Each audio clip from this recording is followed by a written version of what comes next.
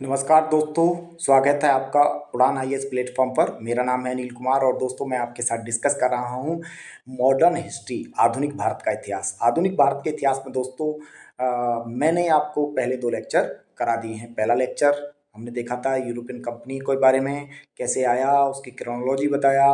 दूसरे में हमने इसके बाद जो देखा था पुर्तगालियों का आगमन देखा और पुर्तगालियों का शक्ति का कैसे अंत हुआ। बैटल ऑफ स्वैली के बारे में हमने डिस्कस किया था, यानी कि जो 1612 में बैटल ऑफ स्वैली हुआ उसके बाद पुर्तगाली शक्ति का अंत हो गया। जहाँ जहाँ पर पुर्तगालियों के सेंटर हुआ करते थे वहाँ वहाँ पर ब्रिटिश सेंटर इस्टेब्लिश हो गए। पुर्तगाली शक्ति का अंत हो गया और वो केवल और केवल कन्फाइंड हो गए दमन द्वीप और गोवा में। यानी कि आप गोवा और दमन द्वीप में रह सकते हो, कौन? पुर्तगाली। इसके बाहर अपने साम्राज्य का विस्तार नहीं कर सकते।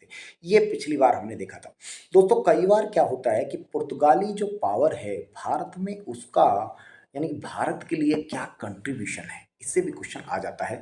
तो कंट्रीब्यूशन की अगर हम बात करें, यानी कि पुर्तगालियों का कंट्रीब्यूशन,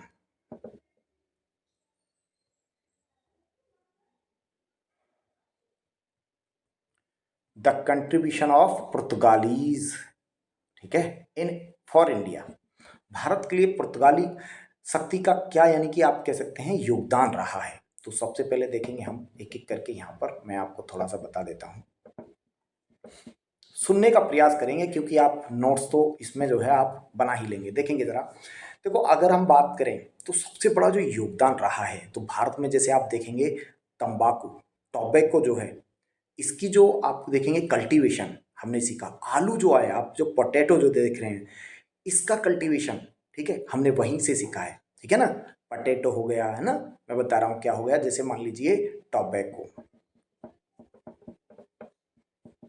टोबैको, ठीक है, कल्टीवेशन पोटैटो,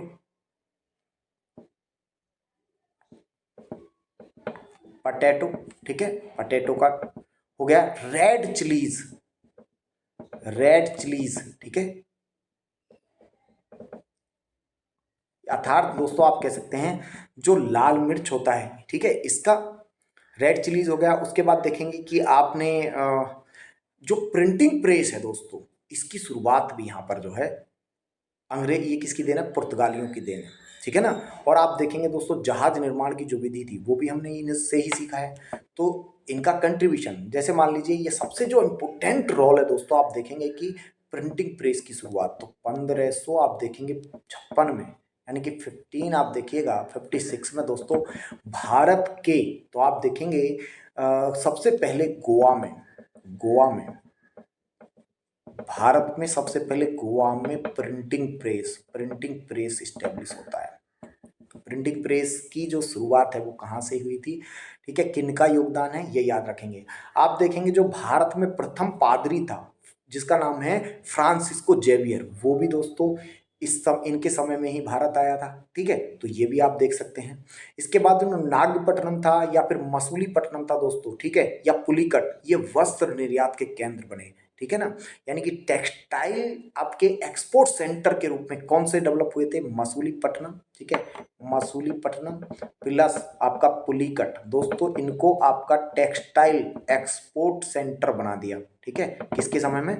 तो ये आप देख सकते हैं पुर्तगालियों के समय में। और क्या योगदान है दोस्तों इनका? तो आप देखेंगे, आपने सुना होगा जो आर्किटेक्चर है, ठीक है, कला जो है, ठीक है, इसकी भारत में कई शैली पाई जाती हैं। तो उनमें से एक शैली है गौथिक कला शैली, गौथिक, गौथिक कला शैली, गौथिक कला, कला शैली, अर्थात गौथिक कला, गौथिक आर्ट कह सकते हैं आप इसको, आर्किटेक्चर या फिर क्या बोल देंगे, आर्ट स्टाइल। ठीक है, तो गौथिक कला शैली का विकास हुआ, इनका ही देन है भारत में। ठीक है जी, तो ये बात आपको याद रखना है, इनका क्या क्या कंट्रीब्यूशन है। आलू की खेती हमने इनसे सीखा है, मिर्च हो गया, तंबाकू की खेती हमने इनसे सीखा है, जहाज निर्माण की, शिप निर्माण की जो विधि है उसको सीखा है, प्रिंटिंग प्रेस की शुरुआत इसी के समय में हुई। प्रथम जो पादरी था जिसका नाम है फ्रांसिस्को जेवियर, वो भारत आया इसी समय में, इनके समय में ही प्रिंटिंग प्रेस की शुरुआत, सबसे बड़ा योगदान है भारत के लिए। ये सारी बातें, गौथिक कला शैली जो है, ये एक योगदान इनका रहा है। तो देखो पुर्तगाली शक्ति दोस्तों इस प्रकार क्या हो जाता है, भारत में मैंने बताया इनका क्या योगदान रहा है, कैसे आया, सारी घटनाओं को हमने पुर्तगालियों के बारे में पढ़ लिया है। अब हमें जो नेक्स्ट पावर देखना है दोस्तों, यहाँ पर देखिएगा, नेक्स्ट पावर के बारे में हमें पढ़ना है, वो है भारत में डचों का आगमन। क्या है? Arrival of Dutch in India. तो इसको देखेंगे और कैसे डच पावर का भारत से अंत हुआ इसको देखेंगे, क्योंकि एक एक करके अंग्रेज क्या करेंगे, इनको हराएंगे और यहां से भारत से भगा देंगे। चलिए, भारत में डचों का आगमन तो देखेंगे दोस्तों, भारत में डचों का आगमन, इसको मैं थोड़ा और देखेंगे, जरा छोटा कर लेते हैं। चलिए यहाँ पर देखेंगे भारत में डचों का आगमन। तो एक एक जो भी इम्पोर्टेंट डेट है उसके बारे में हम बात करेंगे। देखो 1596 में दोस्तों कॉर्नेलिस डी हाउटमैन, याद रखेंगे दोस्तों, लिखा हुआ है। पहली बात तो कहिए डच कहाँ के रहने वाले थे दोस्तों, ये निवास करते थे आपका नीदरलैंड या फिर वर्तमान में जो आप हॉलैंड जो है वहां पर ये निवास करते थे, ठीक है। और कॉर्नेलिस डी हाउटमैन दोस्तों भारत आने वाला प्रथम डच था, ठीक है ना, प्रथम आने वाला डच था भारत में जो आया था, कॉर्नेलिस डी हाउटमैन। आप देख सकते हैं यहाँ पर ये लिखा हुआ है। अगला देखेंगे, यहाँ पर मैं इसको पेन का एक मिनट रुकेंगे, जरा कलर चेंज कर, हाँ जी, कॉर्नेलिस डी हाउटमैन देख सकते हैं। चलिए आगे देखेंगे हम।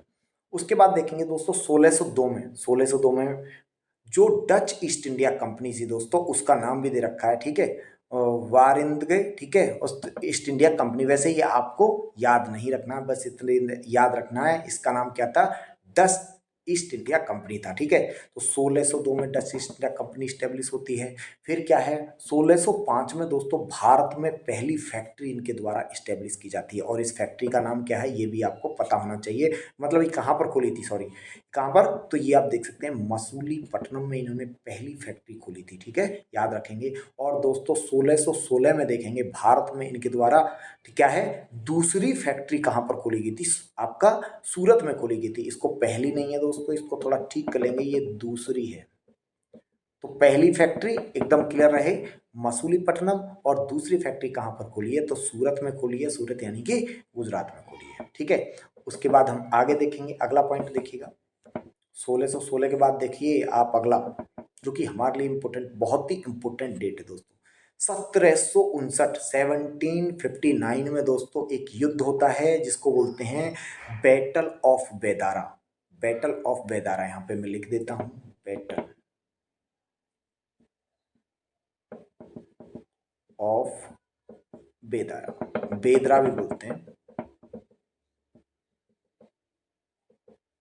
बैटल ऑफ बेदारा किस किस के बीच हुआ है, तो ऑब्वियस सी बात है, एक तरफ ब्रिटिशर्स हैं और एक तरफ कौन है, डच हैं, ठीक है। तो दोस्तों परिणाम क्या रहा इसका, तो ब्रिटिशर्स इसमें जीत गए और डच क्या हो गया, हार गए। तो इसका मतलब क्या हुआ, डचों का अंत हो गया दोस्तों, किसके बाद, यानी कि after the battle of Bedara Dutch power and in India and British dominance establish.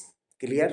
तो भारत में डच शक्ति का अंत हो गया और ब्रिटिश साम्राज्य जहाँ जहाँ पर आप कह सकते हैं डचों का राज हुआ करता था, वहाँ वहाँ से इनसे छीन के अपनी कंपनी को शासक में यानी कि क्या कर लिया, स्टेब्लिश कर लिया, अपने साम्राज्य की स्थापना कर ली। जिस प्रकार बैटल ऑफ सुएली द्वारा जो कि 1612 में हुआ था पुर्तगाली और अंग्रेजों के बीच में दोस्तों, तो पुर्तगाली शक्ति का अंत हुआ था बैटल ऑफ सुएली के तहत और डच शक्ति का अंत हुआ था बैटल ऑफ बेदारा के तहत, ठीक है। ये बात आपको याद रखना है। अगला देखेंगे, नेक्स्ट पॉइंट देखिएगा, इसका जो डच जो है वो क्यों हार गए अंग्रेजों से, इसका क्या कारण था, या फिर पुर्तगाली भी हारे, सेम ही कॉज है दोस्तों। इनकी जो नेवी थी वो आप देखेंगे ब्रिटिशर्स की तुलना में उतनी ज़्यादा अच्छी नहीं थी, खराब नेवी थी, ठीक है। और उसके बाद देखेंगे इसके बाद डचों की शक्ति समाप्त होगी, मैंने बता दिया ये। इसके बाद देखेंगे डच जावा सुमात्रा यानी कि इंडोनेशिया में जाकर बस गए थे, ठीक है ना, कन्फाइंड हो गए। नोट करके लिखा हुआ है, भारत को वस्त्र निर्यात केंद्र बनाने का श्रेय किसको जाता है, डचों को जाता है। इनका एक प्रकार से कंट्रीब्यूशन आप इसको कह सकते हैं। तो इनका कंट्रीब्यूशन क्या रहा है डचों का कंट्रीब्यूशन ये रहा है कि भारत को वस्त्र निर्यात केंद्र यानी कि टेक्सटाइल एक्सपोर्ट सेंटर के रूप में डेवलप करने का जो श्रेय है वो किसको जाता है, तो आपका डचों को जाता है। तो प्यारे दोस्तों, इससे पहली वीडियो में मैंने आपको बताया था पुर्तगाली शक्ति के बारे में, पुर्तगाली शक्ति कैसे आई, कैसे समाप्त हुई, वो पूरा हमने कहानी डिस्कस किया था। इस वीडियो में मैंने आपको बताया कि डच शक्ति कैसे आई भारत में और डच शक्ति का किस प्रकार से अंत हुआ। दोस्तों, इसको हमने जाना। ठीक है, अगली वीडियो में क्योंकि हम एक एक करके एक एक सेगमेंट को समझेंगे तो बड़े अच्छे से समझ में आएगा है।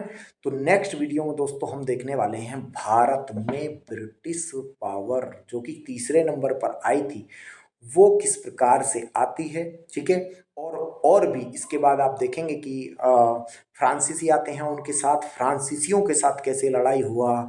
इसके बाद हम देखेंगे कि आपका प्लासी का युद्ध हुआ, है ना, बक्सर का युद्ध हुआ अंग्रेजों का। ये सारी की सारी चीज़ें, यानी कि हम जो नेक्स्ट क्लास है दोस्तों क्या पढ़ने वाले हैं, ब्रिटिश शक्ति के बारे में पढ़ेंगे। ठीक है, तो arrival of British power in India, इसको पढ़ने वाले हैं, और भारत में किस प्रकार से ब्रिटिश साम्राज्य की स्थापना होती है। तो दोस्तों, वीडियो देखने के लिए बहुत बहुत धन्यवाद। अगर वीडियो अच्छा लगे तो दोस्तों अपने दोस्तों को शेयर करिए, लाइक करिए, सब्सक्राइब करिए। जितने भी लोग आपके हरियाणा सिविल सर्विसेज की तैयारी कर रहे हैं, यूपी पीसीएस, राजस्थान पीसीएस की तैयारी कर रहे हैं दोस्तों, आप जुड़ सकते हैं उड़ान आईएएस प्लेटफॉर्म के साथ। मिलते हैं नेक्स्ट वीडियो में। बहुत बहुत धन्यवाद।